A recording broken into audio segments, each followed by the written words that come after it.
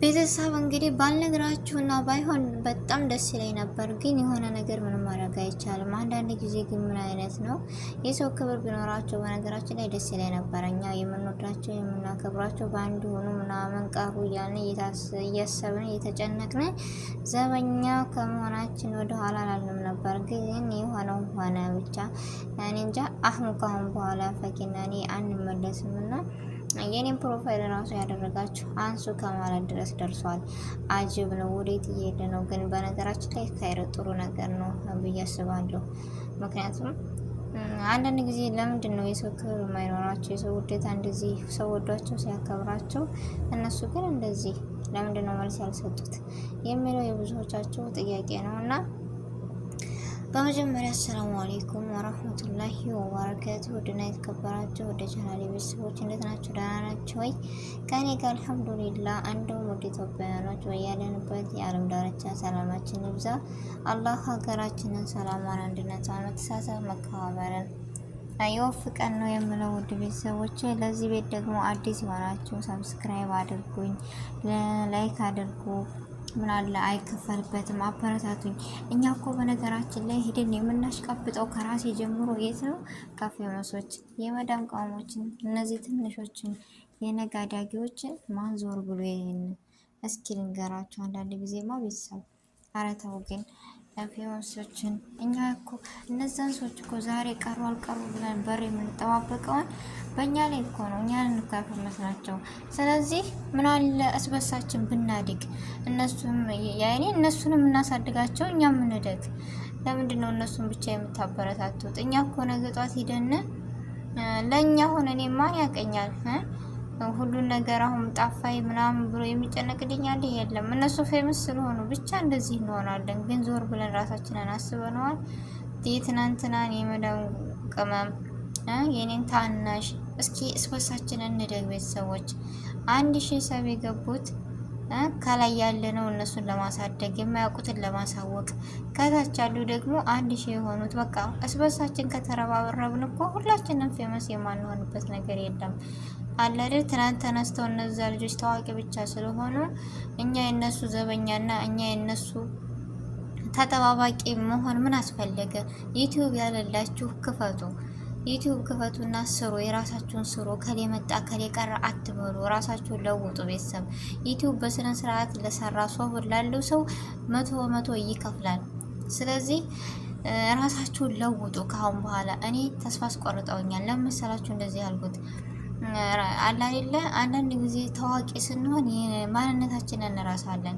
እንደዚህ የምናከብራቸው የምንወዳቸው ትናንትና በር ለበር እንደዚህ ስንት ሰው ነው በቃ አንድ ሆኑ። ምን ተሰማ ምን ሆነ? ከዚህ ሁሉ ነፃ እንውጣ እስኪ ቤተሰቦች።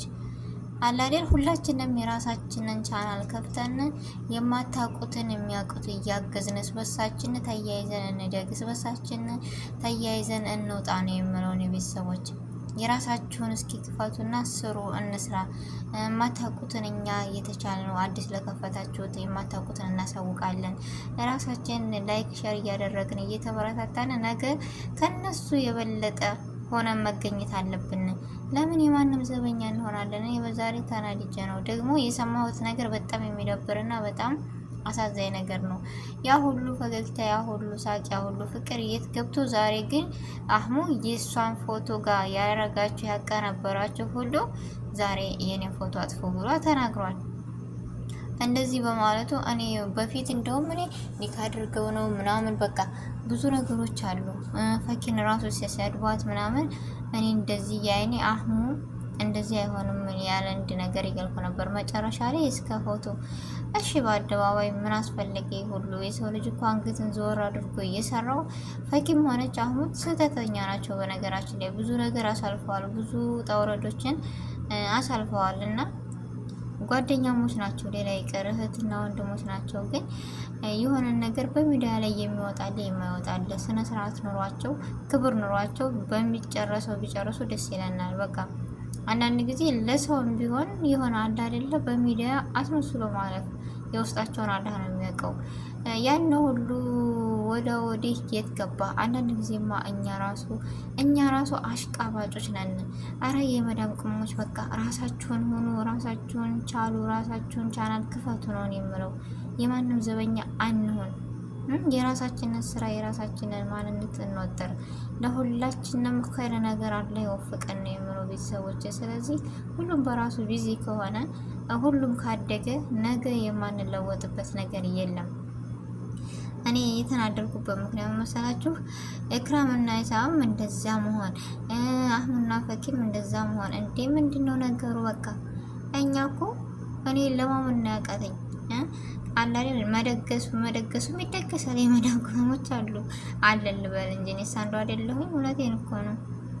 በቃ ጥንድ ሆነው ሲመጡ ማጣመራችንን አንተው።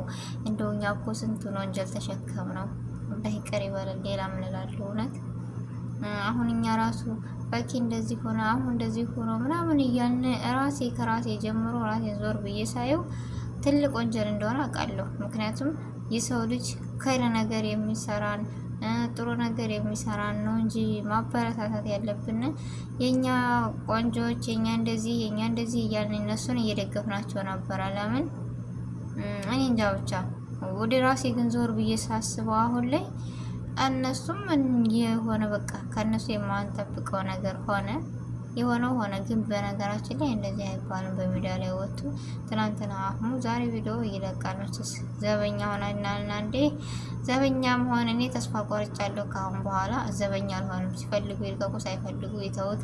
በቃ የራሳችሁን ህይወት የራሳችሁን ኑሮ ቤተሰብ የእነሱ ዘበኛ ለምንድን ነው የምንሆነው? የዚህን ያክል እንዴ ለቀቁ አልለቀቁ ሀሳቡ ጭንቀቱ የመዳም ስራን ሲሆን እኮ እነሱ መከታተል ሆነ። ይህ ሁሉ ምንድነው? የሰው ሙሀባና የሰው መውደድ ነው። መሻላ ብንወዳቸው ብናከብራቸው ነው። ግን እነሱ እሺ በቲክቶክ በዛ በኢንስታግራም እየገቡ ትንሽ ነገር ቀልባችንን አንጠልጥለው ከመሄዱ ምን አለ ለቤተሰብ ክብር ኖሯቸው በስነ ስርዓት እንደዚህ ነው በቃ አለ አይደለ መስራት ያለባቸውን ነገር መስራት፣ ለእኛ አስተማሪ የሆነ ነገር ማስተማር። እኛም እኮ ግን በጣም ስህተተኛ ነን ቤተሰብ። እኔ ተናድጄ ነው ዛሬ የመጣሁት። ይህን ስሰማ አለ አይደለ እስከ ፎቶ ድረስ አንሱ ተባለ። እስከ ዛሬ የት ነበሩ አብረው?